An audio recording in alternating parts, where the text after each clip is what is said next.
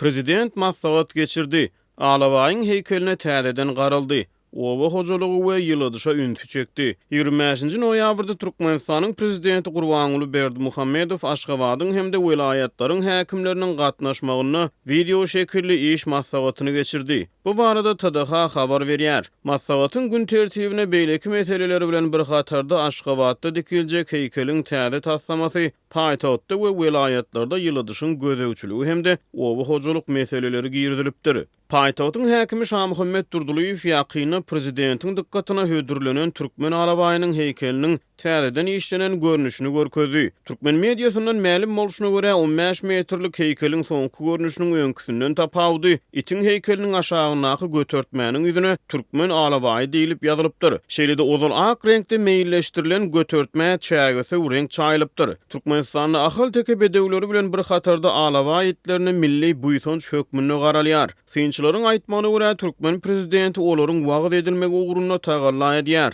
Resmi metbuata görä täze heykel öňümizdäki ýyl ulanmaga beriler. Onuň guruluşyny döwlet büdjetinden goýberilýän serişdäniň möçberi aýdylmaýar. Maslahatda prezident Aşgabatyň häkimine durmuş desgalarda ýylydışa gözegçilik etmegi tapşyrdy. Bu tapşyryk ýurt raýatlarynyň ençemesiniň Azatlyk radiosynyň habarçylary bilen gurulňdaşlykda ýylydyş ulgamlary bilen bagly edýän şikayetleriniň fonuna berilýär. Azatlyk radiosynyň Aşgabatlyk habarçysy 8-nji noýabrda paýtagtyň Parahat hemde Gawdan etrapçylarynaky köp gatly ýaşaýyş ýaýlaryna ýylydyş ulgamlarynyň kadaly işlemeýändigini habar berdi. Onuň tasdiklamagyna görä ýerli ýaşaýjylar ýylanmak üçin goşmasy çäre hökmünde öýlerde tok peşler ulanýarlar. Ýylydyş bilen bagly problemalar Azatlygyň habarçylarynyň maglumatlaryna görä Maruda we Lewapda da saklanyp galýar. Prezident Aşgabatyň häkimine beren tapşyryklaryny paýtagtda sanly tehnologiýalary ornaşdyrmagyň hem möhümdigini belledi. Resmi metbuat Aşgabatda ornaşdyrylmaly sanly tehnologiýalaryň jikme-jikligini aýdyňlaşdyrmaýar.